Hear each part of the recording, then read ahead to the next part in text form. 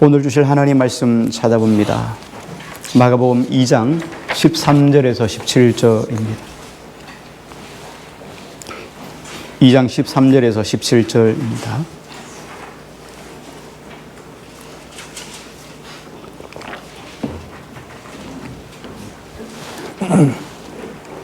(13절) 제가 봉독합니다. 예수께서 다시 바닷가에 나가심에 큰 무리가 나왔거늘 예수께서 그들을 가르치시니라.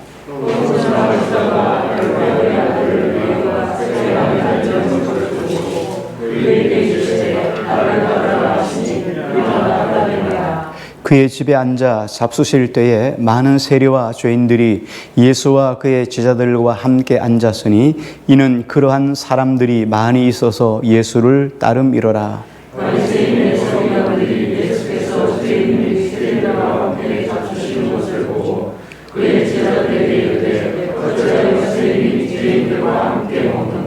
같이요. 예수께서 들으시고 그들에게 이르시되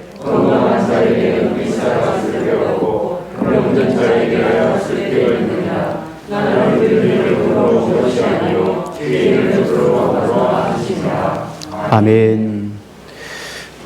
우리 지난 주간에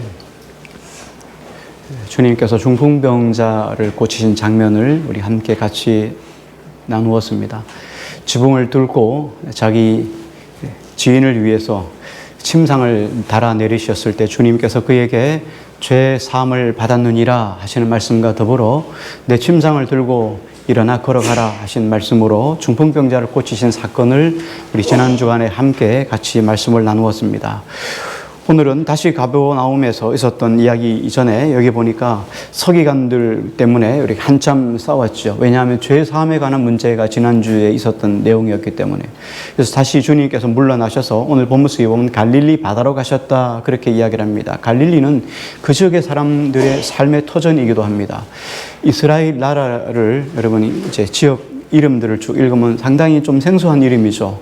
우리나라처럼 서울에, 대전에, 대구에 이렇게 말하면 조금 지형을 알 텐데 이스라엘 지형은 상당히 잘 접해보지 않은 지형이기 때문에 어려울 수도 있는데 간단하게 생각하면 이렇습니다. 이스라엘 나라는 긴 고구마 같이 이렇게 길쭉한 고구마 하나라고 생각하면 돼요. 크기는 면적은 강원도 면적하고 거의 비슷해요. 그러니까 아주 작은 나라이죠. 감자 덩어리, 작은 감자 하나라고 생각하면 되고 제일 북쪽에는 헐몬 산이 있습니다. 상당히 높은 산이에요. 그리고 거기는 눈이 항상 쌓여져 있습니다. 그래서 만년설같이 눈이 항상 쌓여져 있어 눈 녹은 물이 계속 그 헐몬 산에부터 흘러내려와요. 거기가 이스라엘의 가장 중요한 수원지이고 지류입니다. 거기가 요단강이에요. 그래서 큰 고구마 하나에 중간을 딱 가로질렀다고 생각하면 됩니다. 중간을 딱 이렇게 갈라서 여기에 강이 있어요. 한강이 서울 시내를 가로지르듯이 강이 쭉 있는데 헐몬산에서 내려오는 물이 쭉 흘러 상요단강이 돼요. 요단강이 내려오다가 갈릴리라고 하는 큰 호수를 만나게 됩니다. 이게 호수, 어떤 사람 워낙 크니까 처음에 이야기할 때 말씀을 드렸죠. 바다라고 부르기도 하고 디베라 바다. 디베라 땅에서 디베라 지역에서 보니까 디베라 바다. 혹은 게네사렛에서 보니까 게네사렛 호수, 전체는 갈릴리라고 하는 지역이니까 갈릴리 호수라고 이야기도 합니다. 호수의 물이 이렇게 상요단강에서 갈릴리 호수로 들어갔다가 다시 갈릴리에서 나오는 물이, 그 호수에서 나오는 물이 다시 하요단강을 타고 쭉 내려옵니다. 내려오다가 맨 마지막에 사해를 만나게 돼요. 사해를 만나면 사해에서 더 이상 빠져나갈 수가 없어요. 그래서 사해 물은 그냥 증발이 되어서 짜워요. 얼마나 짜고면 소금 농도가 우리가 보통 바다가 1%도 안 되잖아요. 그런데 여기 소금 농도가 상당히 진해서 누구라도 뜹니다.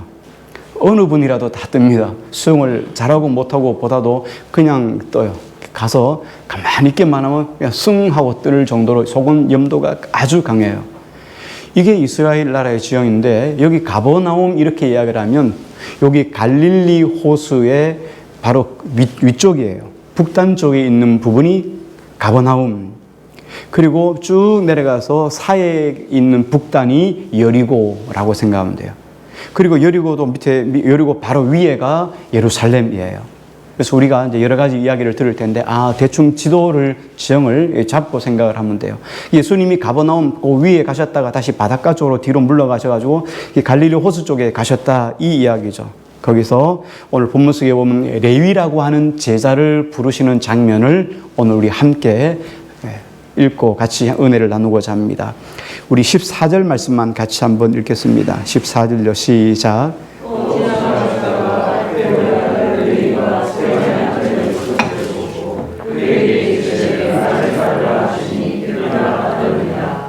예, 여기 보니까 알페오의 아들 레위가 세간에 앉아 있었다라고 이야기를 합니다. 여기 알페오의 아들 레위는 우리가 알고 있는 것처럼 마태입니다. 마태를 여기는 마가가 알페오의 아들 레위라고 이렇게 말씀을 하셨어요. 그래서 레위를 부르셨다, 하나님 마태를 부르셨다, 이렇게 합니다. 당시 가버나움은 어떤 곳이었냐면 교통의 요충지였습니다. 왜냐하면은 다메섹에 있는 다메섹이라고 하는 큰 위에 있는 시리아의 수도인 다메섹에서부터 가버나움을 통해서 지중해로 빠져나갑니다. 지중해는 배들이 많이 뜰 수 있죠. 그러니까 무역을 할 수 있는 그 요충지가 가버나움이에요. 그래서 시리아에서부터 다메섹에서부터 쭉 와서 가버나움을 통해서 지중해를 통해서 배를 타고 수운을 해 나가는 거죠. 무역하게 되죠. 그래서 가버나움을 지나게 되고 또 먼 쪽 지금의 이란 지역 메소포타미아에서 쭉 와서 가버나움을 거쳐서 다시 저 밑에 있는 하부에 있는 이집트로 가게 돼요. 그러니까 무역상들이 항상 지나가는 장소가 가버나움이에요. 이 두 도로가 만나는 요충지가 바로 가버나움이죠.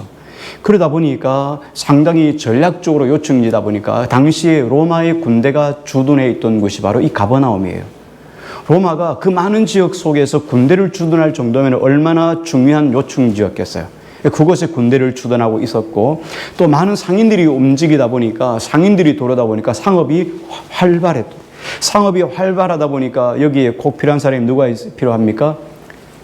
세리가 필요한 거죠. 세무사가 필요합니다. 관세를 얼마나 받을 것인가, 공세를 얼마나 받을 것인가. 여기서 세리들이 반드시 있죠. 왜냐하면 무역항이니까 무역항에는 들어오는 관세를 붙여야 되니까. 그래서 세리가 항상 있었던 곳이 바로 이곳입니다. 자, 당시 세리를 조금 생각해 보면 당시 세리들은 어떤 사람들이냐? 로마 정부로부터 이스라엘이 로마의 식민지였으니까 로마가 지배를 하고 있었으니까 로마가 세리를 임명하는 거예요. 그런데 어떻게 임명을 하냐면 누구든지 세리가 되고 싶은 사람은 오면 돼요. 예를 들어서 세리를 임명하는 날이 내일이다. 그럼 사람들이 전국에서 세리가 되기 위해서 모입니다. 그럼 세리가 되기 위해서 모이면 어떤 사람이 세리가 되느냐? 시험은 안 봐요. 거기에 입찰을 하는 형식입니다.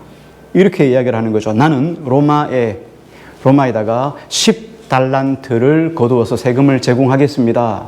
어떤 사람은 20달란트를 제공하겠습니다. 30달란트를 제공하겠습니다. 그러면 제일 많이 써낸 사람이 당첨되는 거예요. 낙찰계죠. 많이 쓰는 사람일수록 로마에서는 유리하죠. 세금을 많이 떼서 줄 수 있으니까요. 그래서 그 가운데서 입찰이 되어서 제일 많이 세금을 거둬들일 수 있는 사람이 선발되는 그런 방식이었어요. 그러니까 세리는 그 당시에 월급이 따로 있는 게 아니었습니다. 로마의 식민지 일을 하고 있지만 월급을 따로 받지 않고 세금을 많이 거두어서 일정량은 로마 정부에다 올려주고 나머지를 자기가 가지는 거예요. 그러니까 세금을 많이 거두면 거둘수록 자기에게 돌아오는 것들이 상당히 많죠. 그러다 보니까 거짓말도 하고 사람들을 윽박지르기도 하고 괴롭혔죠. 그래서 그들이 가지고 있는 부는 그 당시에 대체적으로 백성들의 한손과 눈물 그리고 원망과 분노가 짜여진 결과물이 그들의 수입이었어요. 세리들이 얼마나 돈을 많이 벌었겠어요. 그러니까 이스라엘 백성들에게서 세리는 아주 원수 같은 존재이죠. 우리나라 일제 36년에 일제의 앞잡이가 된 부역자들하고 비슷한 형국이라고 보면 됩니다. 세리는 유대인입니다. 그럼에도 불구하고 이스라엘에 부역을 하게 되죠. 이스라엘을 위해서 일하지 않고 로마 제국을 위해서 일을 했기 때문에 사람들이 그들을 향해서 매국노라고 부르는 것을 아주 그냥 쉽게 불렀어요. 그리고 세금을 예를 들어서 이 사람이 세금을 10만 원을 내야 되는데 세금을 15만 원 내야 된다고 이야기를 해야 되니까 어떻게 해요? 거짓말에 능통해야 돼요. 거짓말을 잘 해야 돼요. 그러니까 세리는 로마 당시에 로마가 지배하고 있는 이 이스라엘도 마찬가지지만 이스라엘 종교법에 의하면 누군가를 고발하기 위해서는 항상 두세 사람의 증인이 필요해요. 그래서 그 일에 대해서 증인이 있어야 합니다. 예수님 돌아가실 때도 예수님 십자가에 못 박을 때도 증인이 있었잖아요. 증인이 없으면 그 일의 재판 자체를 인정하지 않습니다.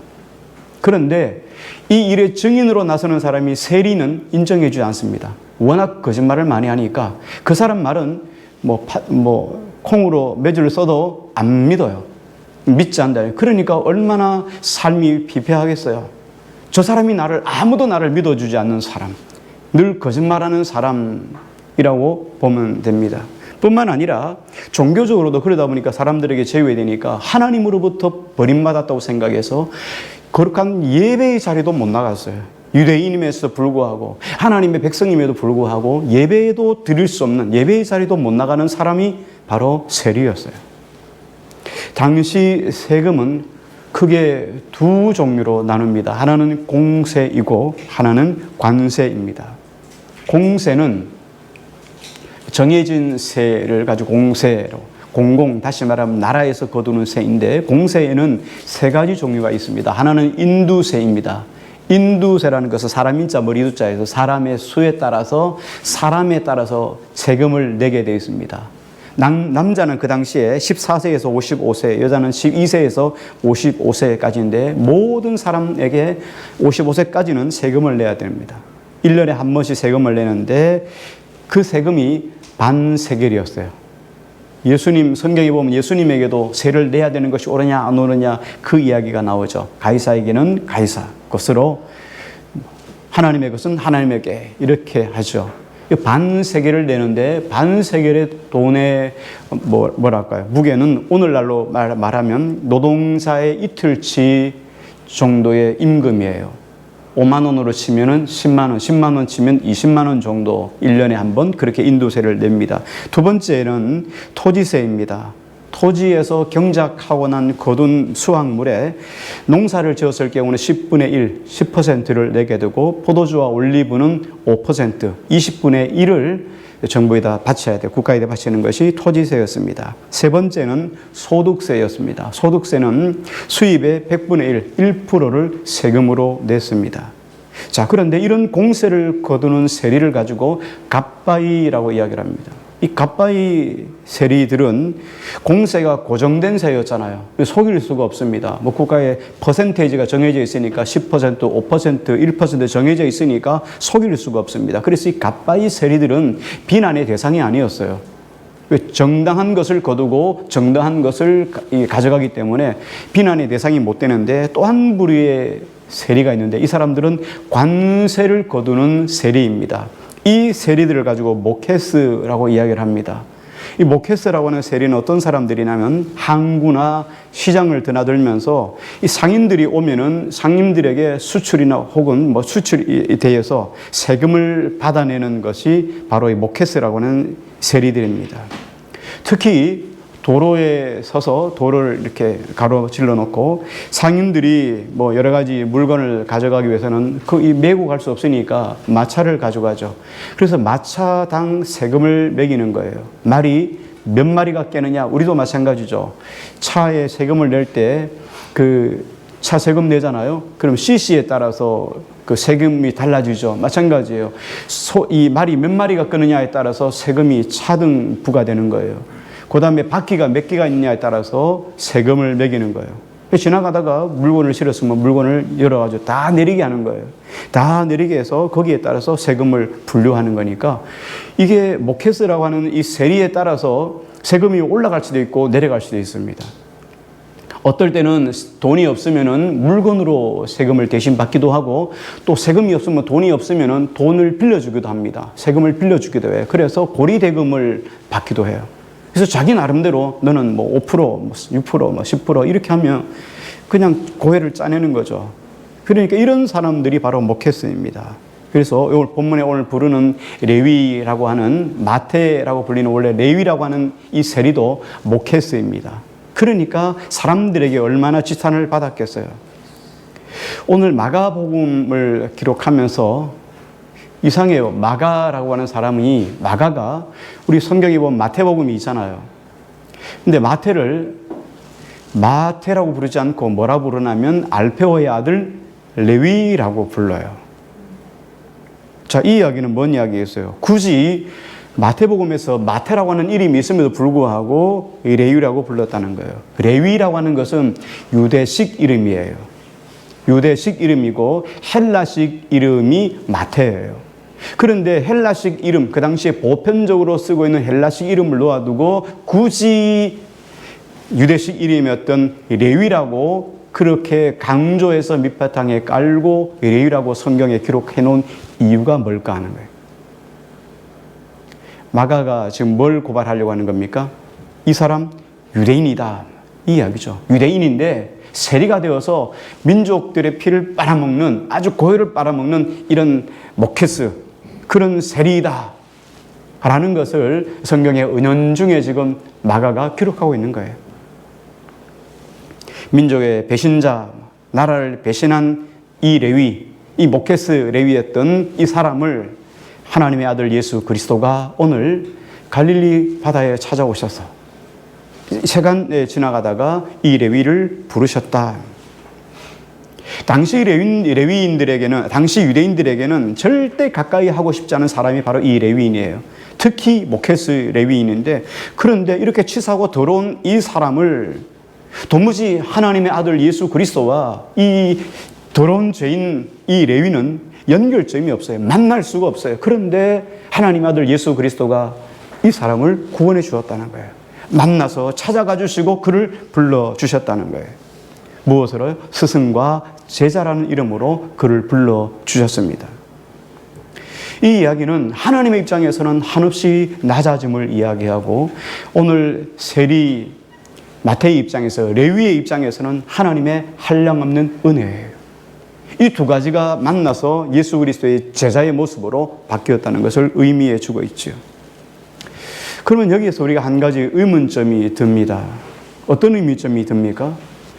하나님 아들 예수 그리스도가 왜 하나님의 아들이라고 하는 온 땅에 만왕의 왕 되시고 온 땅의 구주 되신 예수 그리스도가 어떻게 격에 맞지 않는 저 천박한 모케스라는 이 세리를 구원해 주셨을까 하는 거예요. 아무리 하나님의 일이지만 하나님의 일을 하기 위해서는 영광의 그 하나님이 신분이 높거나 혹은 능력이 있거나 이런 사람들을 불러서 제자로 삼는 것이 더 합당하지 않겠는가 하는 거예요. 자기 격에 맞는 그런 사람을 불러서 제자를 삼는 것이 합당하지 않겠는가 하는 것입니다. 우리가 그러잖아요. 어른들도 보면 친구 잘 사귀라 그러잖아요. 격에 맞는 친구 잘 사귀라. 하물며 사람도 그런데 하나님 본체이신 예수 그리스도가 이 땅에 오셔서 하나님의 사역, 하나님의 일을 하시는데 격에 맞는 사람, 품이 있는 사람, 그리고 세상 속에서 뭔가 좀 멋진 이런 사람들을 불러서 하나님 일을 하면 좋겠는데, 여기 보니까 천박한 지금 사람들이 다 싫어하는 이 레위를 건져주었다는 거예요. 이 레위를 불러주셨다는 거예요. 이런 레위가 얼마나 싫으면요, 유대인들이 화장실을 지을 때 화장실 뒤 엉덩이 쪽으로 집을 지을 때 레위인이 집이 옆에 있으면 화장실을 저쪽으로 짓습니다. 보기 싫어요. 뭐 군대 갔다 온 사람들은 그죠? 군부대, 자기가 근무했던 부대를 향해서 소변도 안 본다고 이렇게 이야기를 하죠. 그러니까 이 레위인을 위해서는 보기가 싫으니까 화장실도 뒤로 이렇게 상종 못할 사람. 이런 사람을 어떻게 예수님이 불러서 하나님의 일을, 거룩한 하나님의 일을 맡기는 사람이 되었을까 하는 것이 우리의 의문이에요. 그래서 성경 속에서, 오늘 본문 속에서 우리는 예수님의 마음을 찬찬히 읽어낼 수가 있습니다. 오늘 말씀 우리 다시 한번 보겠게요. 15절, 16절, 17절 한번 우리 읽겠습니다. 15절 우리 한 절씩 읽을게요. 제가 15절 읽습니다. 그의 집에 앉아 잡수실 때에 많은 세리와 죄인들이 예수와 그의 제자들과 함께 앉았으니 이는 그러한 사람들이 많이 있어서 예수를 따름이러라.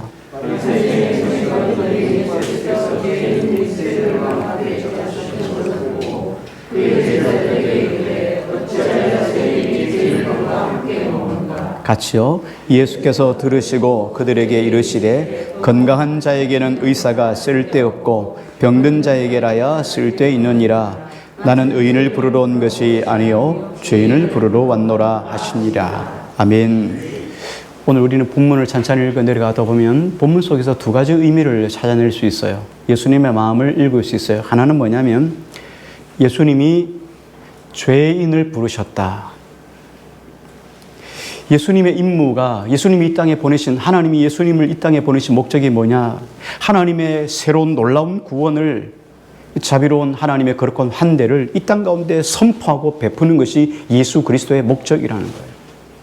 예수님이 이 땅에 오신 목적은 레위를 제자로 부르시는 거예요. 이런 죄인들을 주님이 불러서 구원시키는 것이 예수 그리스도 이 땅에 오신 목적이라는 거예요.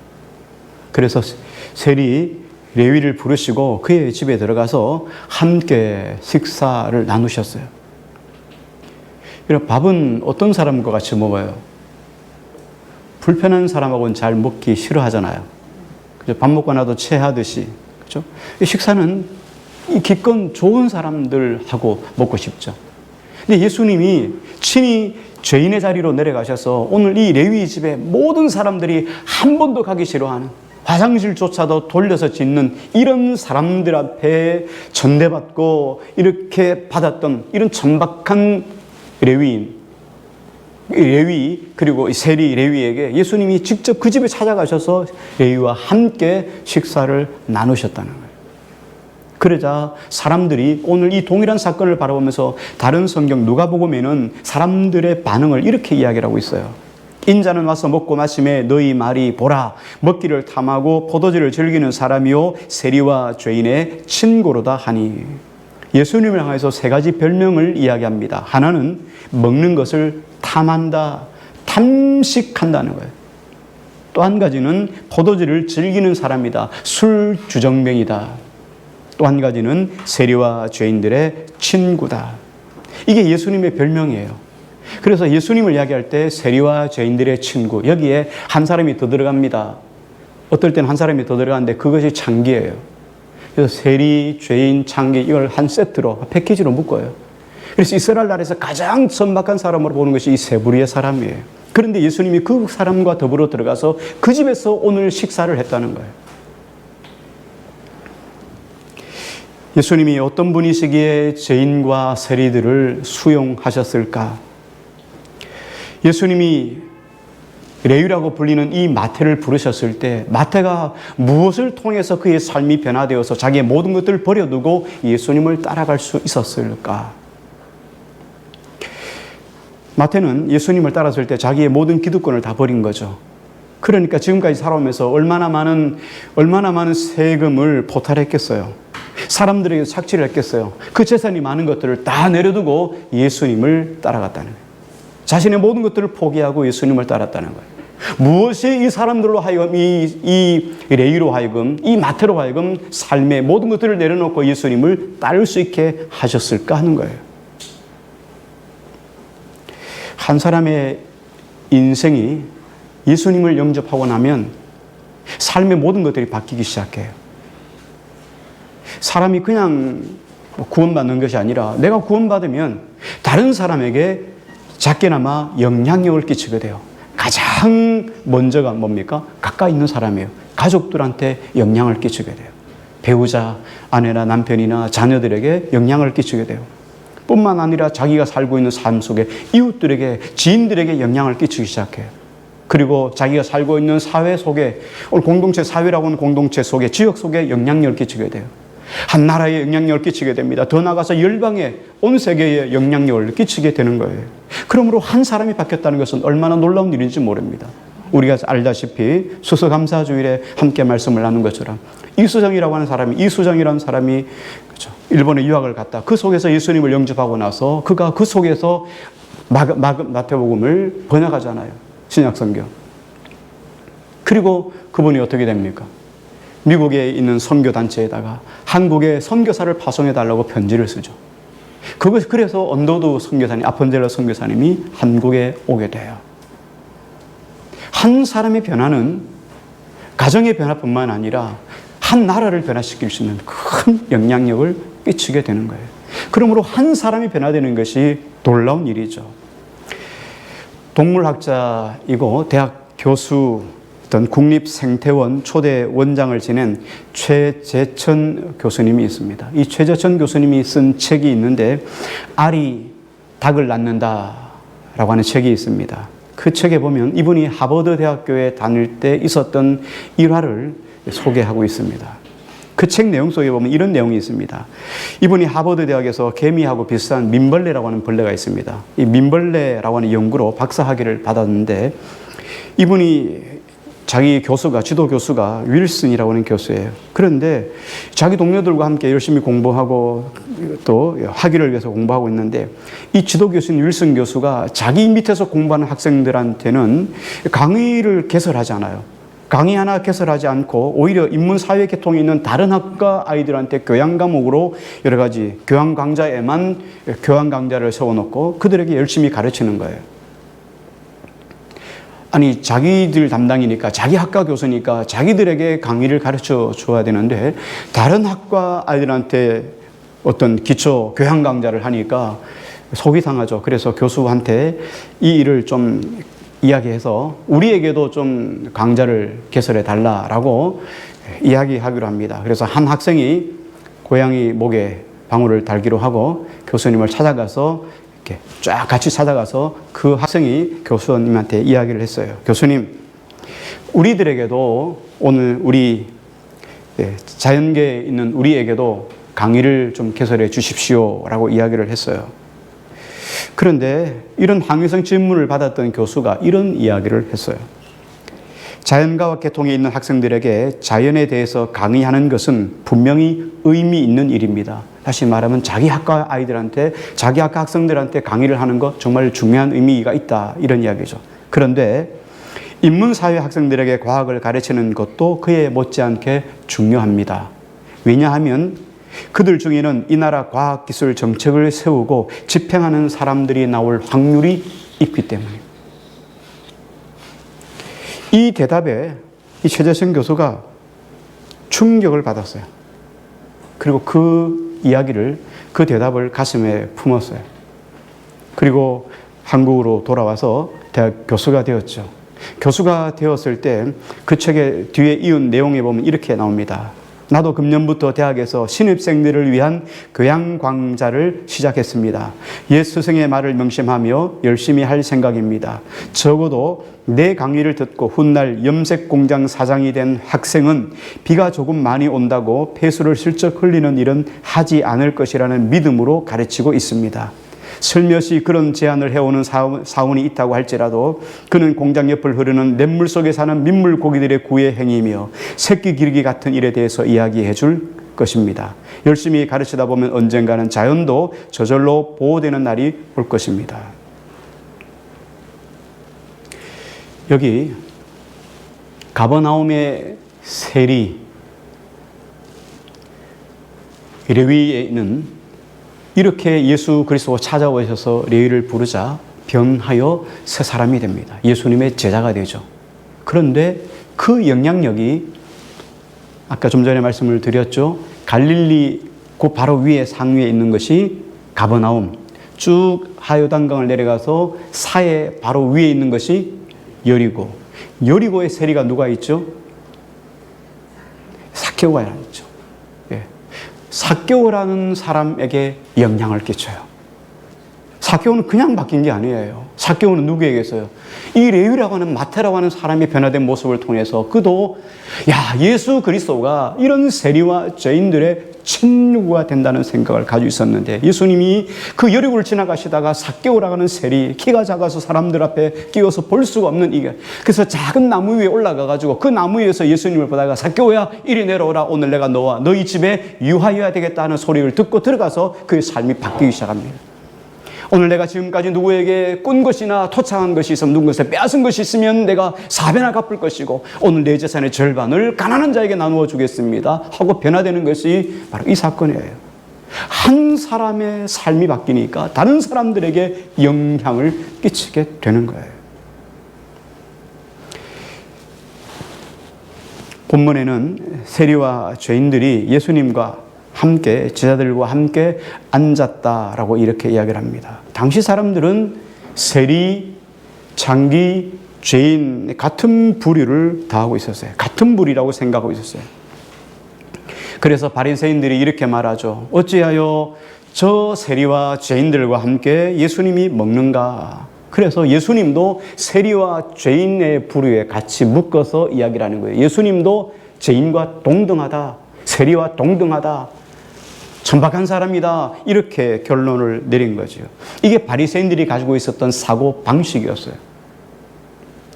그런데 예수님이 뭐라고 말씀하셨습니까? 우리 17절 다시 한 번만 더 같이 읽겠습니다. 같이요, 시작.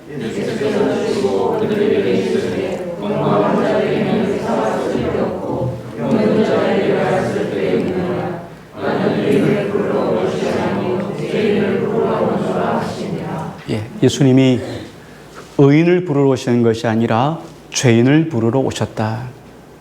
로마서에는 이렇게 말합니다. 의인은 없나니 하나도 없느니라. 이 땅에는 두 부류의 죄인이 있습니다.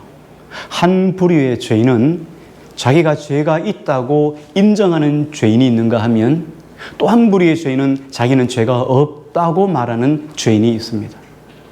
그래서 세리나 또 죄인들, 창기들, 이런 사람들은 예수님에게 나가는 거예요. 왜? 자기가 죄인인지를 아니까. 죄인에게는 무엇이 필요합니까? 긍휼이 필요한 거예요. 나를 불쌍히 여겨 주소서.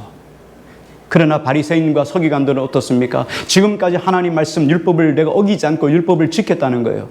속으로는 썩은 무덤과 같이 냄새가 풀풀 나지만 겉으로는, 외형적으로는 적어도 율법을 어기지 않았다는 거예요. 그래서 그들은 예수님을 정죄하고 판단한 거예요. 자기가 죄인이 아니라고 그렇게 굳이 세우고 있는 거예요. 세리와 죄인을 한 세트로 묶어서 그들에게 밥을 먹는, 함께 식사를 하고 있는 예수님마저도 죄인으로 묶어서 그들을 판단하고 정죄하겠다는 거예요. 예수님은 이 세리, 레위를 뭐로 봤습니까? 죄인으로 본 거예요.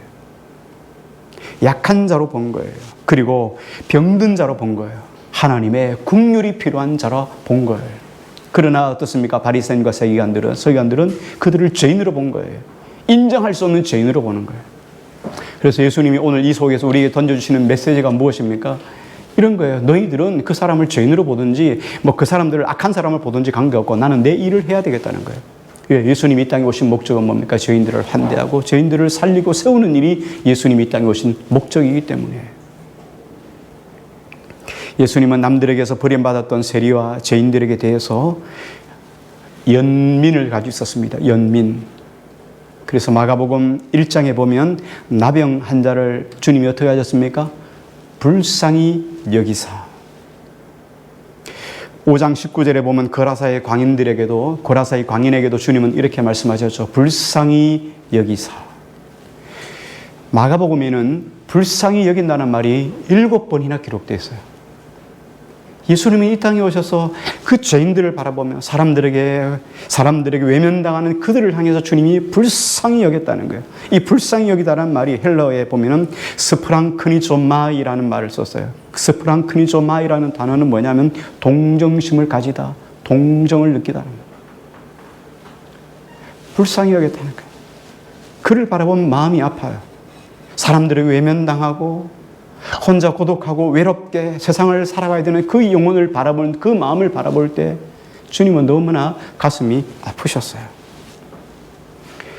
예수님은 우리 인간이 얼마나 약한 존재인가를 주님이 너무나 잘 알고 계셔요. 그래서 예수님은 그들을 부르신 거죠.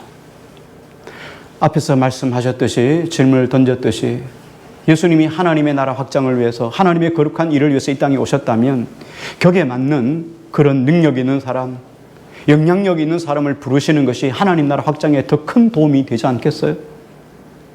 그럼에도 불구하고 주님께서는 왜 손가락질 당하고 외면당하는 세리와 죄인들을 부르셨을까요?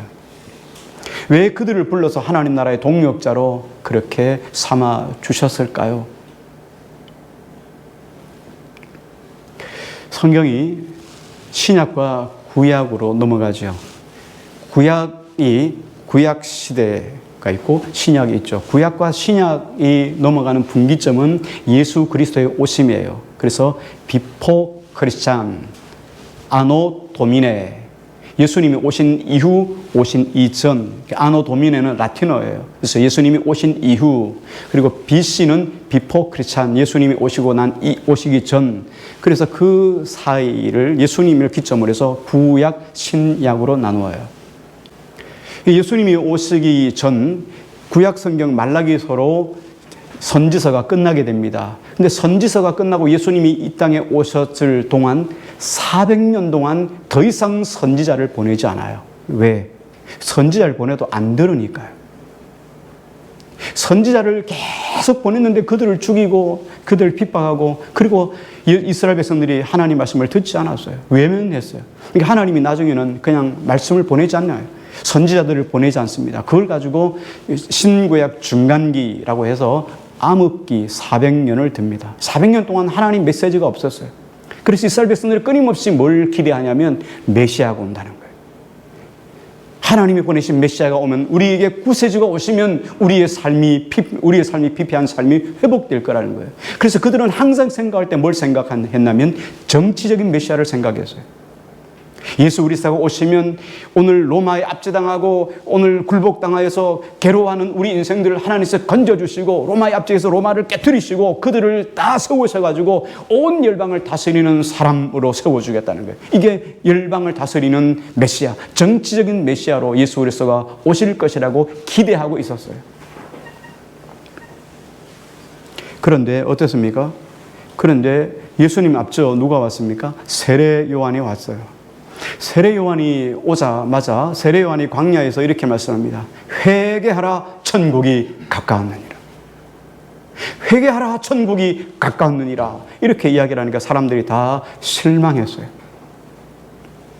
그래서 예수님은 실망하여 돌아서는 그들을 향해서 이렇게 말씀을 하셨습니다. 마태복음 11장 7절 8절에 보니까 그들이 떠나매. 정치적인 메시아라고 생각했는데 예수님이 그렇게 말씀하지 않죠. 예수님이 이 땅에서 너희가 정치적인 것이 중요한 것이 아니라니까, 너희 영혼이 살아있다는 거예요. 우리가 구원받아야 된다는 거예요.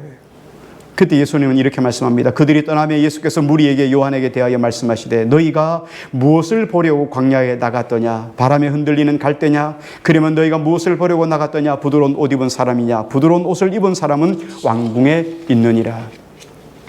사람들은 정치적인 메시아, 그리고 정치적인 왕을 원했지만 예수님은 광야에서 외치는 자를 그들에게 주셨다는 거예요. 이 레위라고 하는 세리, 사람들한테 소외당하고 지금까지 살아오면서 변변한 친구 하나 없이 어디나 같이 밥 먹을 사람 하나 없는 이 사람에게, 아무도 이 사람을 찾아주지 않는 그에게 예수님이 찾아오셔서 밥 먹자. 그때 그 심정이 어떻을까요? 그래서 바리새인과 서기관들은 외적인 것을 바라보지만 주님은 그 내면에 있는 속 사람을 바라보시는 거죠. 바울은 예수님의 이 의도를 정확하게 읽고 성경에 이렇게 말씀합니다. 고린도전서 1장 27절에 그러나 하나님께서 세상에 미련한 것들을 택하사 지혜 있는 자들을 부끄럽게 하려 하시고 세상에 약한 것들을 택하사 강한 것들을 부끄럽게 하려 하시며, 하나님의 나라는 사람의 뜻이 아니라 하나님의 뜻과 하나님의 계획에 따라 세워지는 것이 하나님의 나라예요. 주님께서는 의인을 부르셔서 하나님 나라를 맡기지 아니하시고 죄인을 불러서 하나님 나라를 맡겨주셨다는 거예요. 결론을 내립니다. 마가는 오늘 본문을 통해서 우리에게 질문을 던지고 있어요. 오늘 우리에게 동일한 질문을 던지고 있어요. 그 질문이 어떤 질문입니까? 너희에게도 주님의 마음이 있느냐? 너희도 바리새인과 서기관들처럼 정치적인 메시아, 이런 약한 자, 세상이 돌아보지 않는 약한 자, 세상 가운데서 차별당하는 그런 연약한 자들을 돌아보는 마음이 너희 안에 있느냐? 교회가 이런 마음이 있느냐 하는 거예요. 정치적인 메시아, 우리를 회복시키시고 하나님 나라를 회복시켜줘서 정말 세상 가운데 열방을 다스리는 떵떵거리는 이런 메시아가 아니라 사람들 앞에 고난받지만 각각 자기의 자리에서 연약한 자들을 돌아보는 일에 사력을 다하는 이런 교회, 이런 저와 여러분이 주님이 되기를 원하시는 거예요. 이런 마음이 너희에게 있느냐 하고 주님이 질문을 던지는 거예요. 하나님의 교회, 우리 함께하는 교회는 상처받고 소외당한 사람이 와서 마음의 평안을 누릴 수 있는 교회인가? 이런 질문을 던지는 거예요. 우리 교회는 그런 교회인가?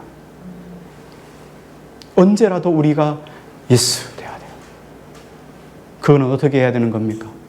우리 스스로가 주님의 제자가 돼야 돼요. 우리 스스로가 주님과 같은 사람이 되어야 돼요.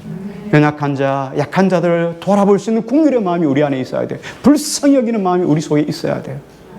이거는 돈이 많고 적고, 이거는 부한 사람, 약한 사람, 이런 의미가 아니에요. 한 영혼을 바라볼 때, 그 마음 속에 있는 상처, 이 땅 가운데 살아가야 될 그 아픈 마음, 그 마음을 배려하고 돌아볼 수 있는, 심령을 돌아볼 수 있는, 속사람을 볼 수 있는 마음이 우리 속에 있는가 하는 거예요.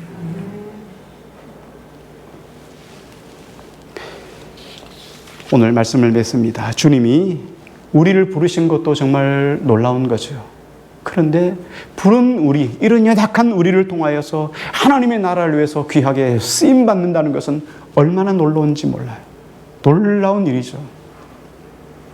오늘 하나님의 교회된 우리 모두가, 한 사람 한 사람 교회된 우리가 각각의 처소에서 선한 영향력을 끼치며 정말 많은 사람들을 돌아보고 약한 자들을 격려하고 세워주는 그런 주님의 형상을 닮아가는 우리 모두가 되기를 주의 이름으로 축원합니다. 같이 찬송 드리시고 말씀 묵상하며 같이 기도했으면 좋겠습니다.